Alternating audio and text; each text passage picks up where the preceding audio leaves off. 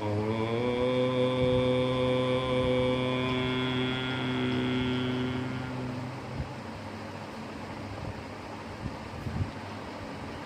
प्रकरण ओम के माध्यम से ईश्वर उपासना का चल रहा है कि हम ईश्वर उपासना के लिए भगवान पतंजलि जी ने जो सूत्र दिए हैं उनमें तस्य वाचक प्रणवः, तस्य ईश्वर के लिए कहा गया है, भगवान के लिए कहा गया है, और वाचक मैंने पुकारने के लिए, और प्रणव ओम को बोला गया है। योग के साधन द्वारा ईश्वर प्राप्ति के लिए प्रणव ही, ओम ही एकमात्र साधन है जिसके माध्यम से आप परमात्म तत्व तक पहुंच सकते हैं। इसके लिए 28वें सूत्र में भगवान ने कहा है तज्जपस तदर्थ भावनम, उस प्रणव अक्षर का जप और उसके अर्थ स्वरूप ईश्वर की भावना, उसके अर्थ स्वरूप ईश्वर की भावना करनी चाहिए। वैसे ओम जो हम ध्वन्यात्मक रूप से बोलते हैं वह उसका स्थूल उपासना है। स्थूल उपासना जब सूक्ष्म उपासना में बदल जाती है तो चिंतन में केवल ध्वनि रह जाती है, केवल ध्वनि। और ये सूक्ष्म उपासना जब कारण जगत में अवतरित होती है, कारण शरीर के द्वारा होती है, तो वहाँ मकार या ओम का अंतिम जो अक्षर है वह ही ध्यान में रहता है, और जो चतुर्थ पाद है विराम प्रत्यय, वहाँ शुद्ध परमात्म तत्व रह जाता है।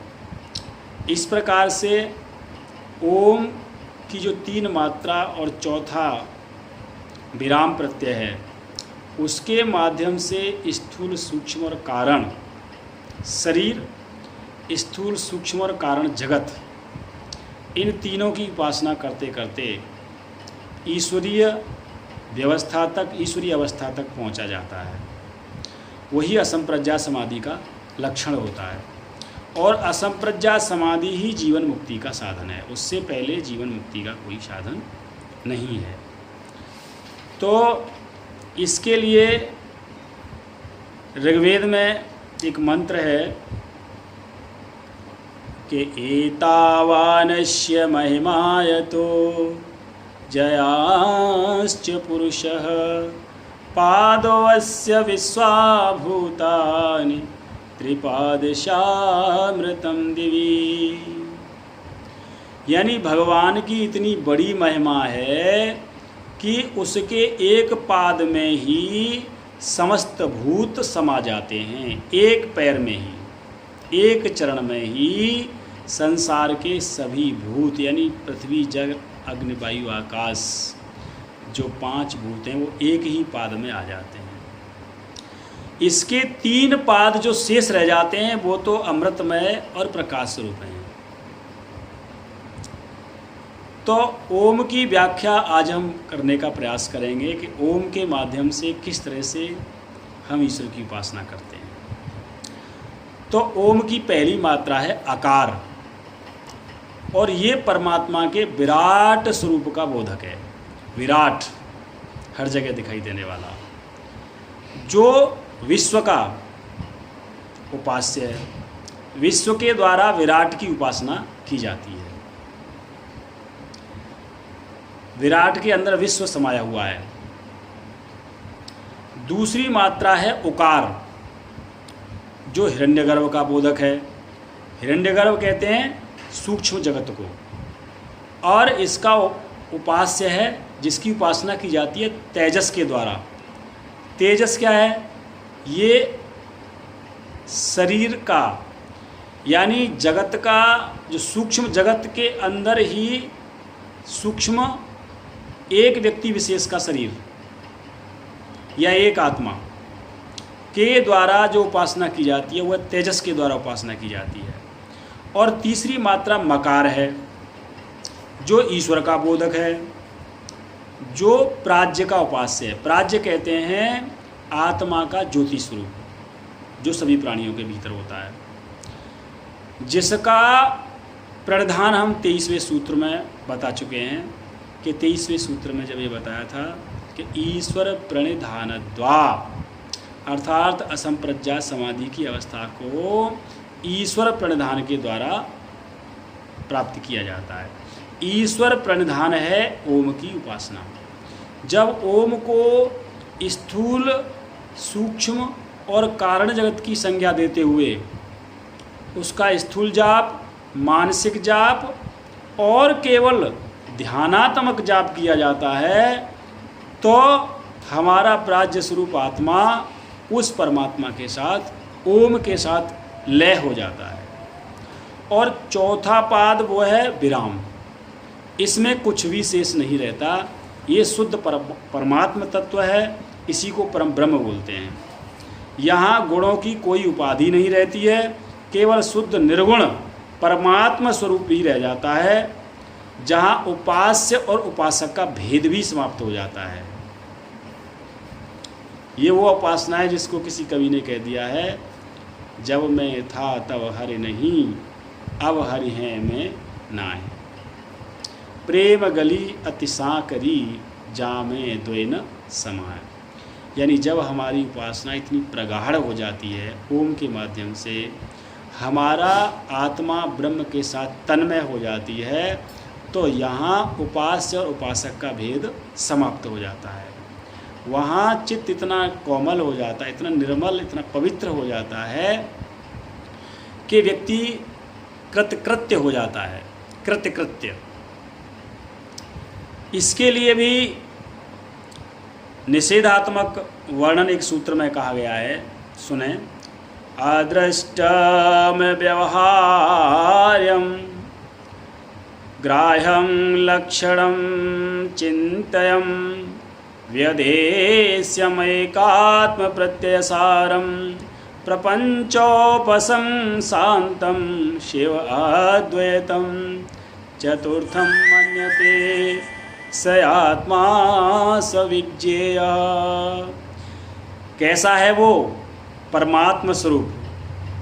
वह अदृष्ट है, दिखाई नहीं दे सकता, उसको व्यवहार में नहीं ला सकते, वो व्यवहार में नहीं आता, ना उसको पकड़ सकते हैं, उसका कोई चिन्ह भी नहीं है, उसका कोई चिन्ह नहीं है, कोई लिंग नहीं, वह विचार में नहीं आता। अचिंत्यम, उसको कोई बतला नहीं सकता। अशब्दम, वह आत्मा है, केवल यही प्रतीति उसमें सार है। वहाँ प्रपंच का कोई झगड़ा ही नहीं है, वह शांत है और शिव है, केवल शिव। वह अद्वैत है, यानी किसी संख्या की पकड़ में नहीं आता। उसको चौथा पाद मानते हैं और वही आत्मा है, उसी को जानना चाहिए और उसका माध्यम है समाधि। तो ओम और पाद की मात्राएं जो मांडव्य उपनिषद में ओम के 4 पाद बतलाएं, आ, उ, म और विराम। अ के माध्यम से हम विराट की उपासना करते हैं, जो विश्व के द्वारा की जाती है। विश्व कहते हैं सभी प्राणियों के समूह को, और विराट कहते हैं जो स्थूल संसार है उसको। अब अ, उ, और उ की, उ जो मात्रा है ओम की, वह हिरण्यगर्भ की उपासना है। हिरण्यगर्भ कहते हैं सूक्ष्म जगत को, जो स्थूल के भीतर समाया हुआ है। और हिरण्यगर्भ की उपासना की जाती है आत्मा के द्वारा। वो अग्नि स्वरूप होता है, जिसको तेजस बोलते हैं। इसके बाद जो मकार शब्द है, मकार जो अक्षर है ओम का, तीसरा पाद मकार, वह कारण जगत का उपास्य है। और कारण जगत ईश्वर का बोधक है। जहाँ थोड़ा कठिन है समझने में, जहाँ आत्मा ही केवल शेष रह जाती है, गुणों का नितांत अभाव हो जाता है और चित्त विशुद्ध सत्व से युक्त हो जाता है। वह जो आत्मा का प्राज्य स्वरूप है, प्राज्य, जिसको प्राज्य नाम, प्राज्य संज्ञा दी गई है, उसके द्वारा ईश्वर की उपासना की जाती है। यानी कि प्राज्य के द्वारा ही ईश्वर की उपासना की जाती है। यहाँ और इसके बाद में जो विराम है, उस विराम के बाद तो कुछ भी शेष नहीं रहता। जब कुछ भी शेष नहीं रहता, सब कुछ लय हो जाता है, विराम प्रत्यय, वहाँ केवल ईश्वर ही शेष रह जाता है। उसे ही विशेष बोलते हैं, वही है विशेष पुरुष। तो हमने ओम के तीनों पादों के द्वारा स्थूल, सूक्ष्म और कारण जगत के द्वारा, स्थूल, सूक्ष्म और कारण जगत में अपने स्थूल, सूक्ष्म और कारण शरीर के द्वारा जो ओम की उपासना समझाने का प्रयास किया है, समझने का प्रयास किया है, ये बहुत ही सूक्ष्म और बहुत विशेष साधना का प्रसंग है। हमें सामान्य रूप से प्राय ओम के 2 पादों की या केवल 2 मात्राओं की व्याख्या, उपासना करनी चाहिए। ओम केवल ओ और म। लेकिन जैसे जैसे आपका ध्यान, आपका चिंतन सूक्ष्म होता चला जाएगा, वैसे ही तीनों मात्राओं का भी आपको स्पष्टता से चिंतन प्रारंभ हो जाएगा। और अंत में जो ब्राह्म प्रत्यय है, वह भी आप समाधि अवस्था में महसूस कर सकते हैं। वहाँ जीव और ईश्वर की भिन्नता समाप्त हो जाती है। तो हमारा प्रकरण था। एक और बात मांडूक्य उपनिषद में बताई गई है, वो मैं आपको बता देता हूँ। वो है अमात्रश्च चतुर्थो अव्यहार्यः प्रपंचोपशम शिव अद्वैतैवमोंकार आत्मेव स विश्यतात्मनात्मना य एवं वेद। अमात्र, जिसकी कोई मात्रा नहीं, वह ओंकार चौथे पाद वाला है, जो व्यवहार में नहीं आता, जहाँ प्रपंच का झगड़ा नहीं, जो शिव अद्वैत है। इस प्रकार ओम आत्मा ही है। वह जो इसको जानता है, वह आत्मा से आत्मा में प्रवेश कर जाता है। भलो भयो हर बीसरो सर से टली बलाय, कबीरदास जी ने कहा है, जैसे थे तैसे भये अब कुछ कहो न जाए। जब मैं था तब तू न था, तू पायो मैं नाय, प्रेम गली अति सांकरी ता में द्वैन समाय। ऋग्वेद में भी एक सूत्र है इसके लिए, 8वें मंडल का 44वां मंत्र है। यदग्ने श्यामहं त्वं त्वं बाघश्यामहं सयोष्टे सत्या इहासिस। हे प्रकाशमय परमात्मन, यदि मैं तू हो जाऊं और तू मैं हो जाए, तो तेरा आशीर्वाद कौन सा, जो सब प्राणियों के कल्याण का है, वो सत हो जाए संसार में। ईशोपनिषद में भी एक सूत्र है कि हिरण्यमयेन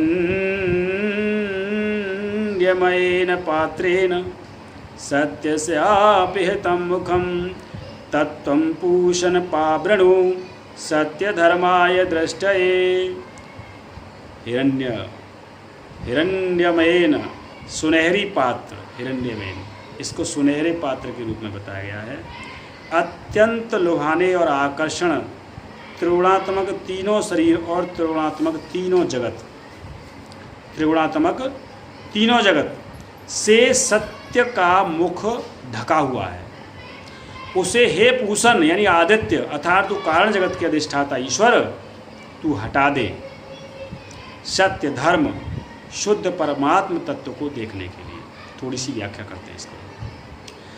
देखिए, इस संसार रूपी वृक्ष का ढक्कन लगा हुआ है 3 गुणों वाले अत्यंत आकर्षण संसार के द्वारा, सत रज तम।